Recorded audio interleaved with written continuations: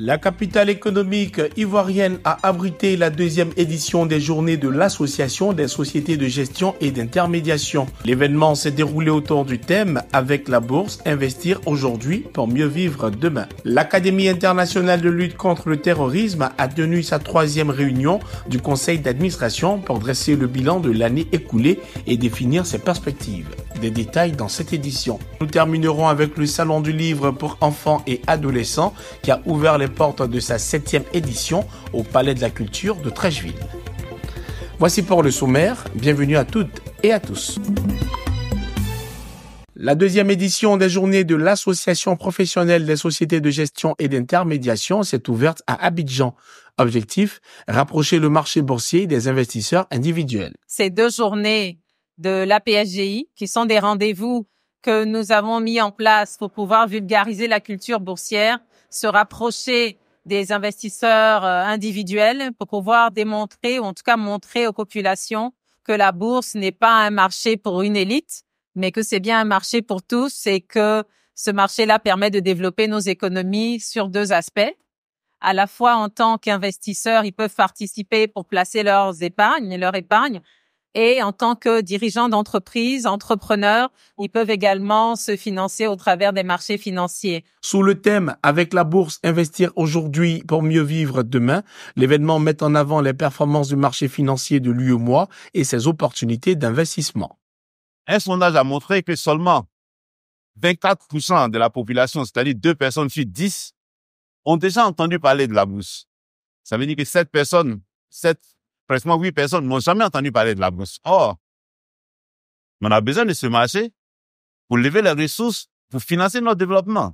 Voilà pourquoi la thématique, investir aujourd'hui pour mieux vivre demain. 2 jours durant, experts et novices se retrouvent autour d'ateliers et de débats pour démocratiser l'accès à la Bourse régionale des valeurs mobilières, un pas vers une économie régionale plus inclusive.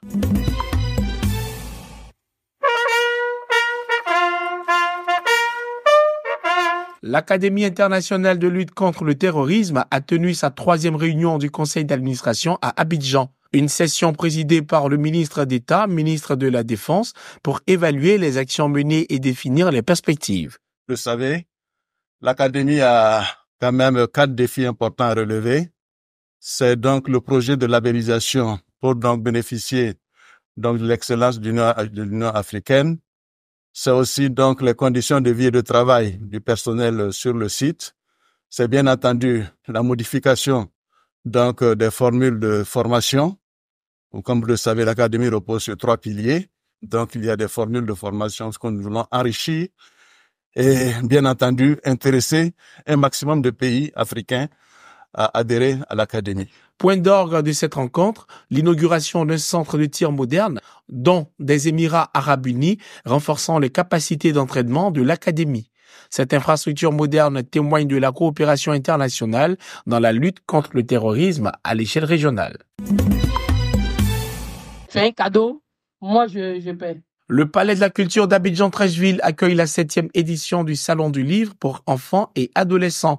Un rendez-vous de 3 jours placé sous le thème « Parents, lisons et faisons lire nos enfants ».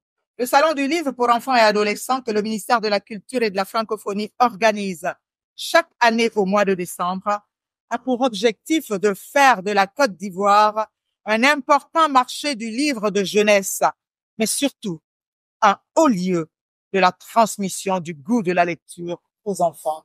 Le ministère de la Culture et de la Francophonie fait de cet événement une plateforme culturelle pour promouvoir la lecture auprès des jeunes. Dans plusieurs sociétés africaines où la transmission orale a longtemps dominé, il est crucial donc d'équilibrer cette tradition avec l'enrichissement qu'apporte la lecture écrite.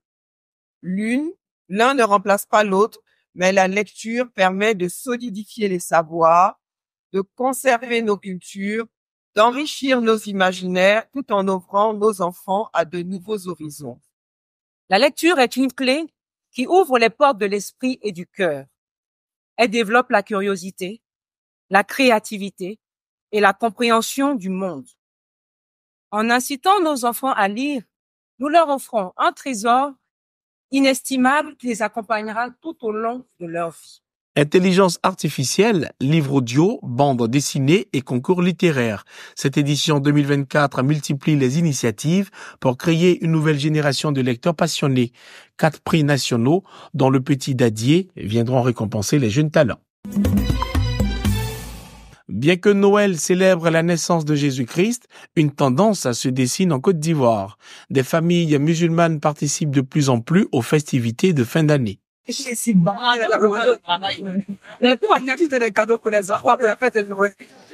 Du musulman. Et c'est une chose pour même pas tenir les qui m'intéressent. Avec la fête de ma on te fait des choses pour les enfants. Donc, faites vraiment pas. On la les donne, tu vois. Ça veut dire qu'on prépare la maison. Pour ces familles, c'est moins une question de religion qu'une occasion de partage et de convivialité.